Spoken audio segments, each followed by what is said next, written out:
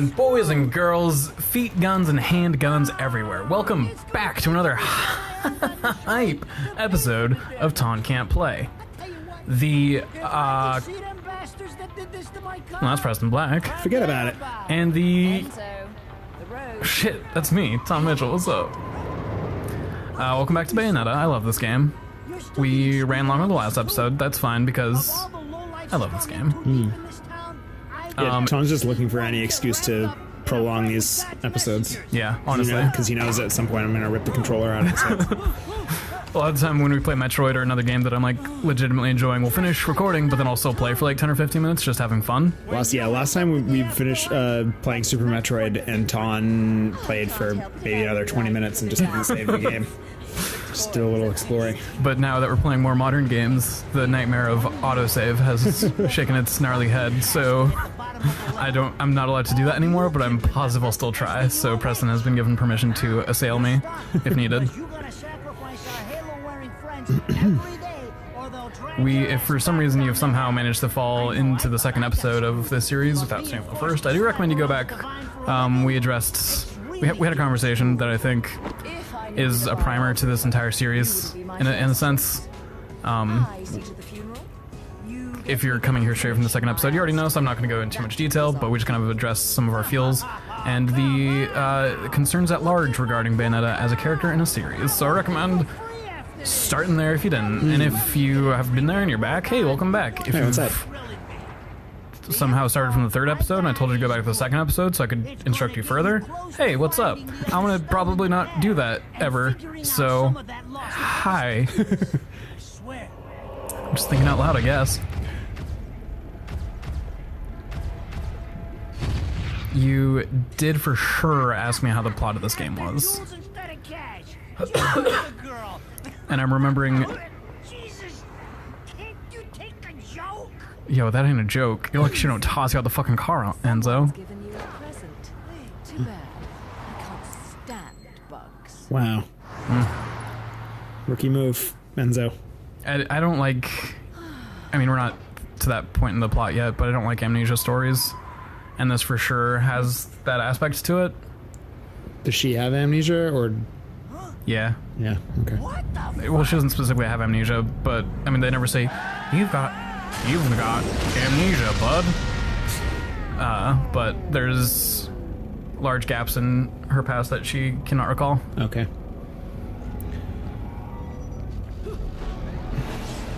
And right now she knows that someone is hunting her for reasons she's not fully aware of. That sequence that we saw earlier in the graveyard, was that, like, is this all in chronological sequence? Yeah. Okay. The very opening, I forget where, if, when. Oh, that happens. Not really relevant to the story we're being told right now. Okay. Oh shit. Just curious. Whoop.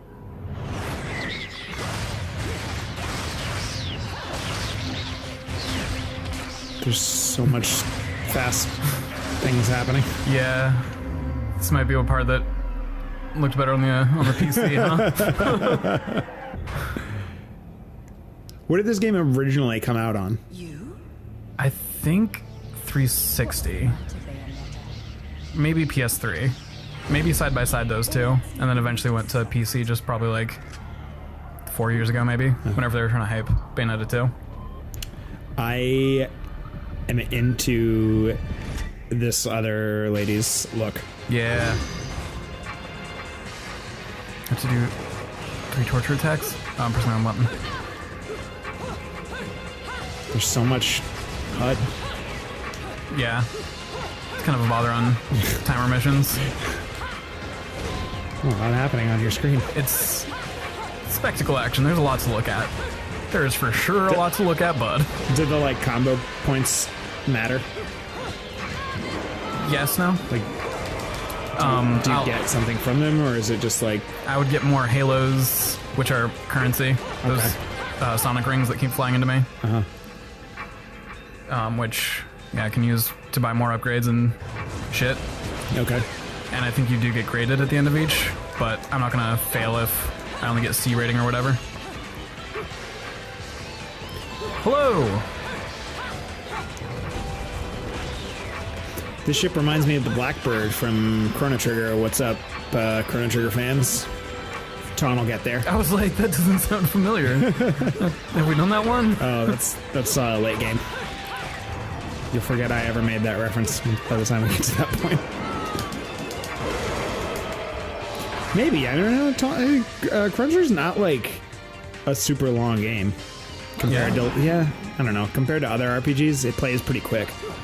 I don't like the stereotype that RPGs need to be 100 hours to be complete. No. I wish I had more short RPG experiences that I could get through in like 30, 40.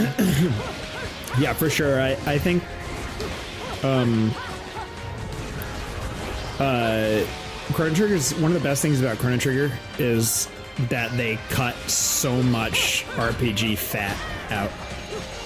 Like, there are some side quests. I need to remember that I have a dodge button, huh? In like the very like latest stage of the game, and otherwise you're just hitting story beats.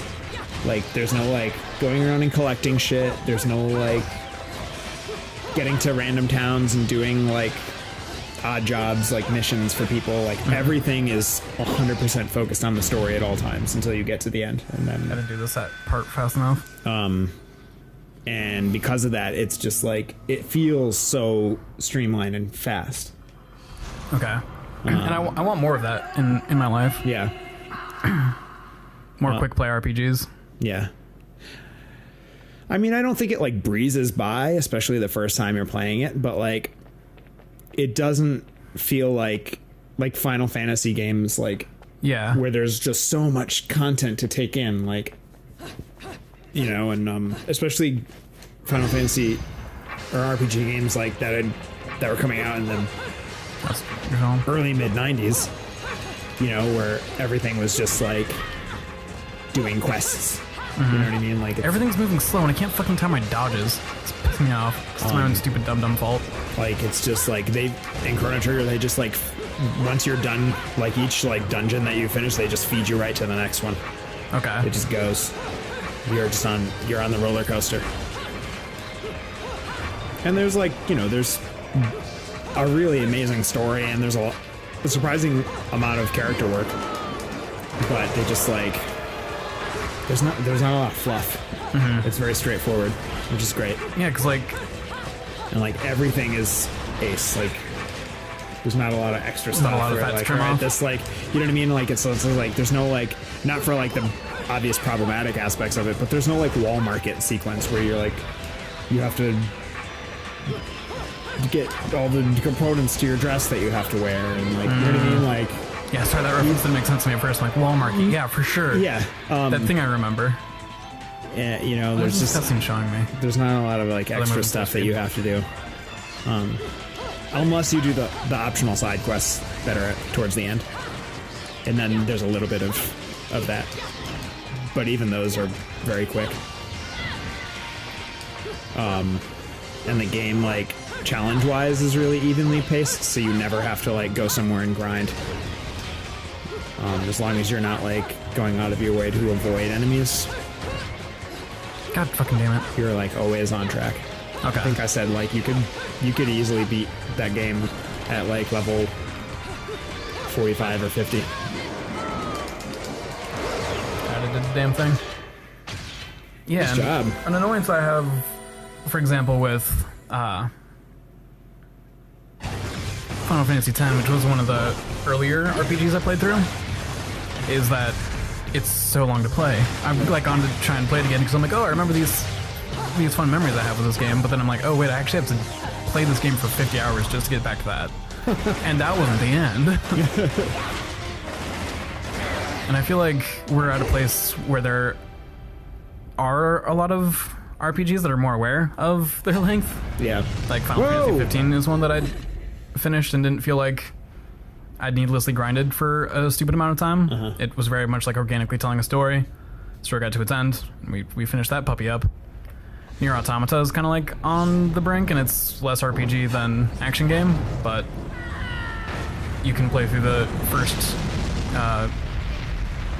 playthrough of that in like 30 hours, I think. 40 hours. The rub there is that you have to play through the game 5 times to get before you finish the game. Oh. It has 26 endings, but there are 5 that are like narrative. Yeah. Actually drive the plot. All the other ones are like, if you're in a sequence where you know your character survives this section and you do something to like hurt yourself or go the wrong way, it'll end the game and like have a little blurb about like what happened after the end of the game because you did this thing wrong. Oh. Instead of driving the plot, it's like your character ran away and defected and was never heard from again. That's funny.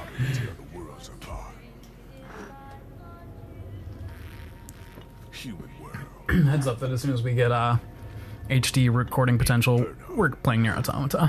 Fair enough. Paradiso, who can tell the difference? I did think about forcing you to play this game. Even harder with Really? Yeah, because you have me play games sometimes, and sometimes they're your favorite games. I'm like, oh, I should make him play a game I like. But I was worried you want to feel this vibe. You want to vibe with this? No, I mean, it looks fun. But people keep fucking around like this. Oh, you're right. Fuck me. Sorry for playing. I'd probably be really slow at it. It looks like there's a lot going on. Yeah. I mean, I'm not good at this game necessarily. Yeah. If we were a big channel, people would be talking mad shit down in the comments right now. But I enjoy the mechanics and gameplay and characters enough that I enjoy playing this game. Everything was a bit too racing. And Enzo's tip makes the timing too perfect. This reeks of a setup. Yo. Okay. I've not even remotely been able to follow the plot of this game. It's spaghetti, honestly. They've window dressing. Yeah, they've connected the dots that someone's after her, and has knowledge of her that she doesn't remember. Fair enough. The devil himself would kill to get his hands on.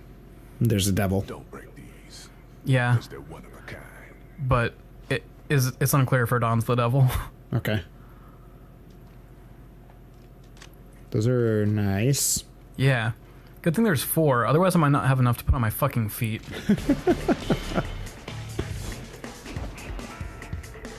Like, honestly, it's the action and guns that feel more like a subversion, or not a subversion, but like a parody of the genre, where it's like, yeah, we gave her guns. We gave her feet guns. These are like regular guns, but they're also boots. And even the sequence where she's like aware enough of the connections on her heels where she can just toss these guns up in the air and then fucking catch them with her feet. That is wild. Are you kidding me? I love this. Then again, I'm getting a little tired. Okay, maybe when we get HD, I'll buy Bayonetta 2 for your Wii U, and we'll play that next. Nice. And then Nier Automata. And then I'm going to tell you that we need more Taun Camp play days so we can play all these games I want. I told you that you can have Saturday too if you want. Did you? Yeah, I feel like... I think you just thought that really hard. Well, And that might have been when we were still playing Cold Fear, and I'm like, let me just be in hell. I don't actually want to do the show anymore. Yeah, like, I was kind of thinking of giving you Taun days. Enzo, her drinks are going on your tab. What's Enzo about? Like, what do we know about him? He's kind of a scummy, I don't even know the word I'm looking for, like low-level mobster kind of, but he works with Rodon, who has direct ties in hell. Okay. That place we're just at is the Gates of Hell. I got that from the neon sign. It's his bar, and he sells like guns and shit on the black market. Okay. The halos I've collected are collected from dead angels, and they're currency in hell. Okay. So he's sort of, Rodon's sort of like a fence character, and then Enzo is low level thug, more or less. Okay. I mean, you saw Rodon kind of has some powers, but Enzo's just a regular person. Just some dude. Enzo's you and I, if we were in this situation. Fuck, I forgot about the existence of Angel Attack. I'm so bad at Angel Attack. It's just a little bonus thing. Okay. You get a certain amount of... Oh, it's going to tell us exactly what I'm about to tell you. You get a certain amount of these bullets when you play through a mission, and then you have potential to get more. And then you get to shoot these things.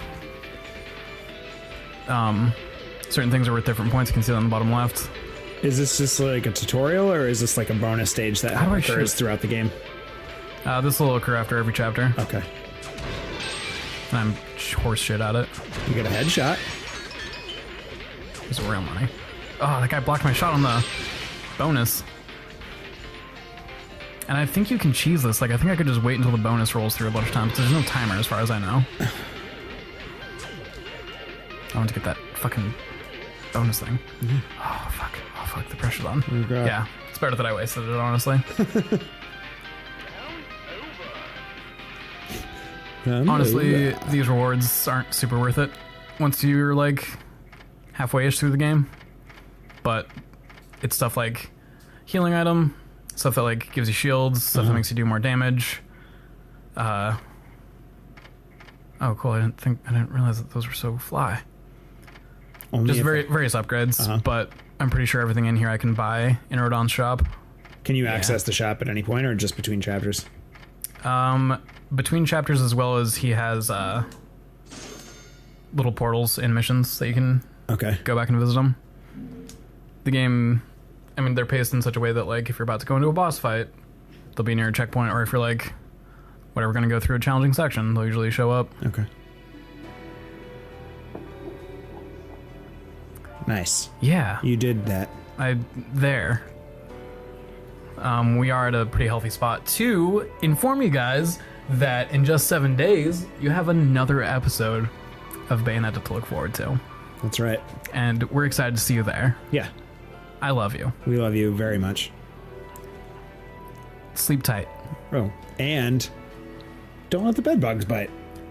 Also, if you have bed bugs, there's more work to be done. Like, it's not just about not letting them bite. You Right. actually have to work to get rid of them. I understand it's not your fault if they bite. Yeah. That's bed bugs are embarrassing. I've had Totally. bed bugs in the past. I don't know. If Have you really? No, I haven't. Nightmarish hellscape.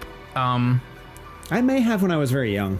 I like secondhand had to deal with it. They were never in my room very bad, but they were involved in the apartment I was in as well as the one beneath me. That sucks. This is a huge pain in the ass. Yeah, it was hell. It was awful.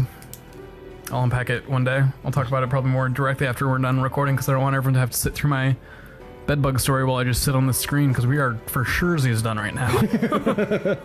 All right. Hey, we'll see you next time, everybody. Bye.